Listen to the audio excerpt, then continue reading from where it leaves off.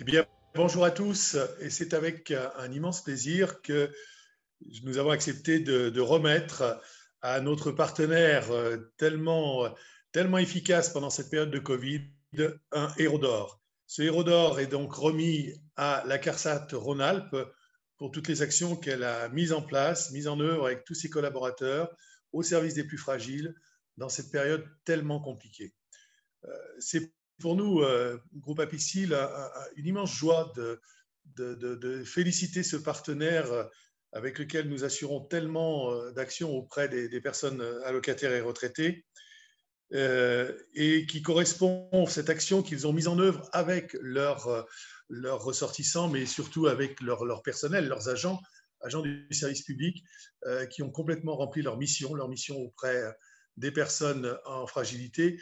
Et cette action correspond aussi à ce que les fédérations Agir Carco, les institutions de retraite ont mis en place aussi de leur côté, à l'attention par exemple des personnes de plus de 70 ans pendant cette période où nous avions tous des raisons d'être solidaires les uns les autres.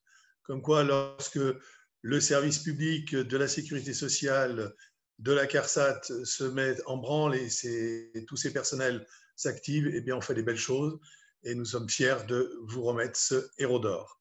Bravo à tous.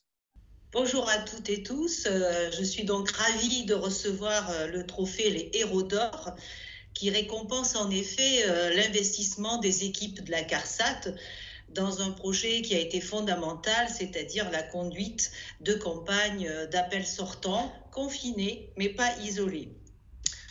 Tout d'abord, je voudrais remercier bien sûr le jury pour cette reconnaissance, et aussi remercier Alain Poulet et toute son équipe pour l'organisation de ce défi autonomie dans un contexte complètement inédit du fait de la crise sanitaire. Alors, qu'est-ce qui nous a animés pendant ce confinement pour faire des campagnes d'appels sortants? Eh bien, nous avons 3 mots-clés qui ont structuré notre démarche. Ça a été d'abord d'écouter, de rassurer et d'accompagner les publics fragilisés. En effet, notre enjeu pour nous, dans notre mission de service public, a toujours été de lutter contre l'isolement des personnes âgées fragilisées. On sait combien la pandémie a eu un fort impact pour ces personnes âgées, et nos appels sortants nous ont permis en effet de détecter les publics fragilisés, de les accompagner vers les dispositifs les plus adaptés en fonction de leurs besoins, mais surtout de diffuser nos messages de prévention. Et on sait combien c'était utile, puisque on voit bien qu'avec la pandémie, la prévention est au cœur de nos pratiques au quotidien. Et grâce à ces appels sortants, nous avons pu porter ces messages au plus près des personnes, tout en tenant compte de leur environnement. Alors bien sûr, la crise se poursuit. Nous avons cru être sortis d'affaire avec ce premier confinement. Ça a été riche d'enseignements pour nous, notamment dans nos façons de travailler pour devenir encore plus agiles qu'auparavant et inventer des modes d'action.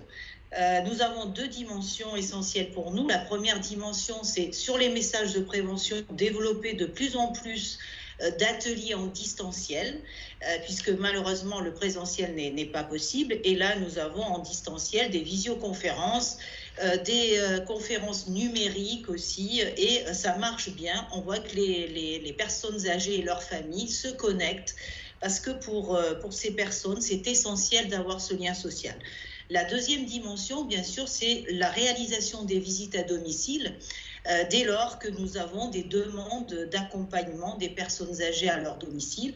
C'est ainsi que nous avons des partenariats très resserrés avec nos partenaires, nos structures évaluatrices, qui poursuivent ces visites à domicile.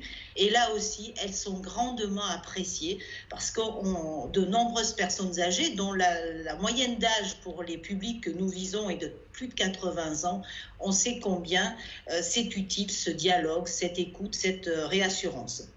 Au-delà de ça, comme je le disais, notre enjeu, c'est de poursuivre notre mission de service public. Et bien sûr, en tant que CARSAT Rhône-Alpes, nous poursuivons l'instruction des droits à la retraite, le paiement des retraites, puisque nous avons près de 1 300 000 retraités, c'est aussi continuer nos accompagnements au quotidien avec l'appui du service social. Et c'est bien sûr accompagner aussi les sorties d'hospitalisation pour les plus fragiles. Donc, vous voyez, ce confinement nous a permis, en adaptant nos modalités de travail, de poursuivre cette mission de service public qui est essentielle pour nous. Nous sommes aussi engagés aux côtés de nos partenaires, tels que les conseils départementaux, les services de soins et d'aide à domicile. Et vraiment, je voudrais les remercier aussi pour tout l'engagement qu'ils portent au quotidien pour accompagner les bénéficiaires de l'action sociale. Voilà, donc continuons ensemble et préservons-nous les uns et les autres et restons solidaires. Je vous remercie.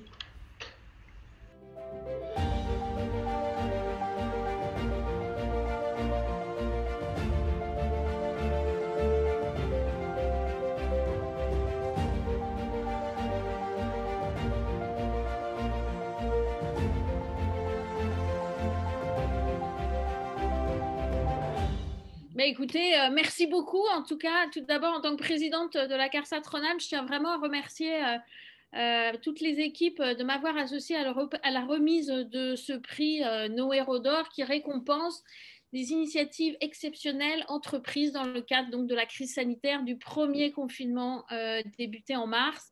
Et en tant qu'organisme de sécurité sociale, ce trophée symbolise des valeurs de solidarité et d'engagement.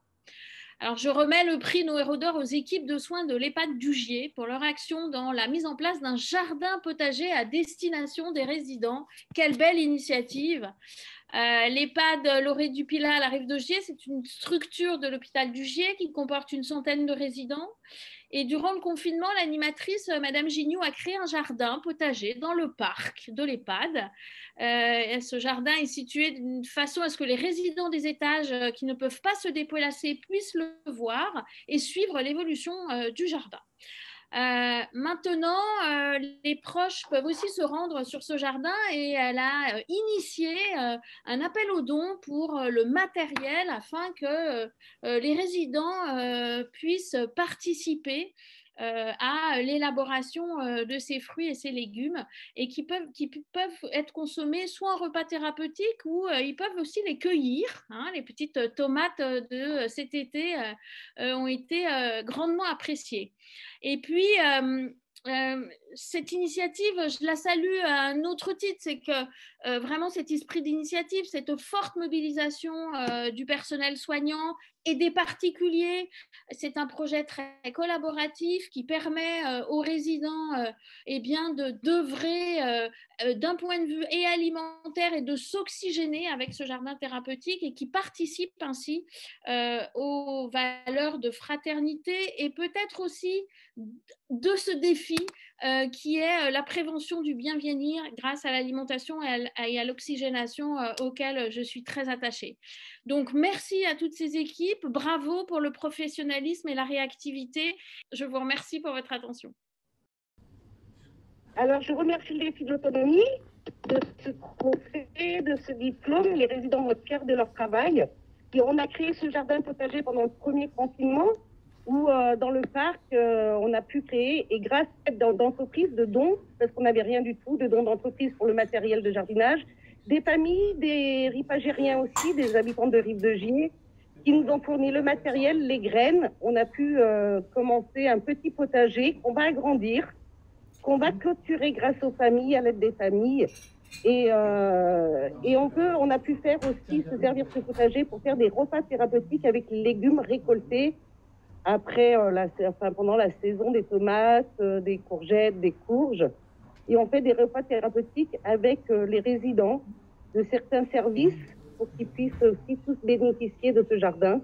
Les familles, quand à la réouverture de la résidence de Loré, les familles ont pu venir voir le jardin avec les résidents. Les résidents d'un secteur fermé et sécurisé, de leur fenêtre, pouvaient aussi regarder le jardin, l'évolution de ce jardin. Très bien. Et un petit mot de conclusion pour remercier le défi autonomie. Oui, je remercie le défi d'autonomie parce que ça nous permet aussi à nous, professionnels, de montrer qu'on peut faire de belles choses avec les moyens qu'on a et qu'on peut œuvrer aussi pour les personnes qui en ont besoin, les personnes moins autonomes et qui ont besoin de nos services, qui ont besoin de nous. Et sans eux, ben, nous, on ne serait pas là non plus. Et sans vous, le défi de l'autonomie, eh ben, on ne pourrait pas montrer ce qu'on peut faire avec les résidents. Merci beaucoup de l'intervention. Merci beaucoup. Je vous remercie. Bonne journée.